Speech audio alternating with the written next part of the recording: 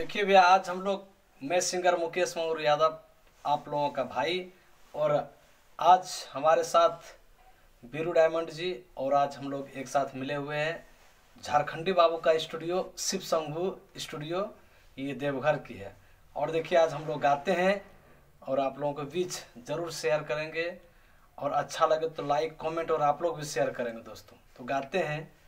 अरे उड़ती चिड़ैया से, अरे उड़ती चिड़ैया से पूछेली कौशल्या, तनी सा देखले अइहा, तनी सा देखले अइहा।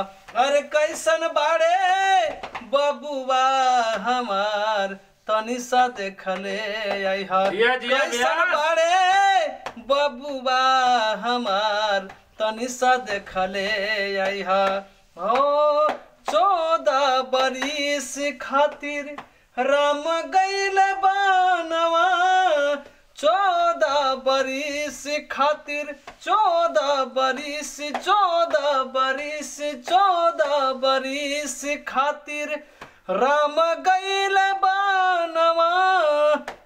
अरे नहीं पिए पानी औरी निक लागे खानावा, निक लागे खानावा। अरे नहीं पिए पानी औरी निक लागे खानावा, निक लागे खानावा। पढ़ले अयोध्या पढ़ले अयोध्या पढ़ले अयोध्या पर भारी विपतिया, तनी सा देखले अइहा। अरे कैसन बाड़े बबुआ हमार, तनी सा देखले अइहा। कि कैसन बाड़े बबुआ हमार, तनी सा देखले अइहा।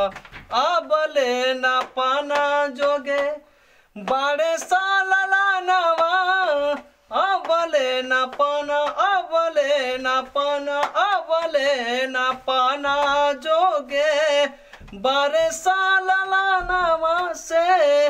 घरवा में काटे दौड़े सोने के पलानवा, सोने के पलानवा। इहो रे उमारिया में, इहो रे उमारिया में, इहो रे उमारिया में पड़ले विपतिया, तनी सा देखले अइहा।